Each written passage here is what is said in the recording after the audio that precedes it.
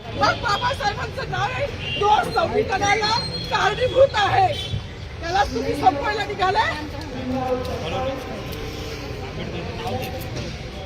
पालकमंत्र्यांची फार मोठी चूक आहे मॅडम, माफी मागणार नाही, पण पालकमंत्र्यांची ही चूक पदरात घ्यावी.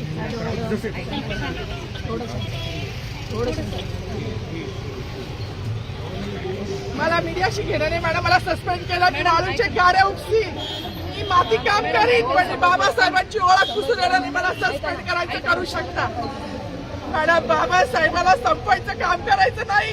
26 जानेवारी 15 ऑगस्ट मध्ये मी नाही मानत, पण लोकशाही मॅडम तुम्ही सुद्धा संविधानामुळे आहात, पालकमंत्री सुद्धा पालकमंत्री संविधानामुळे आहे. कोणताही जाती भेट नाही, सगळी समानता त्यांनी दिली आहे. बाबासाहेबांचं नाव आता तरी भाषणात येईल, मग तरी भाषणात येईल. ज्या लोक संविधानाला लोकशाहीला कारणीभूत केली त्यांची नावं वारंवार घेतली गेली, मग जो संविधानाला कारणीभूत आहे तो प्रजासत्ताक दिनाचा जो मानकरी आहे त्याचं नाव भाषणात का नाही.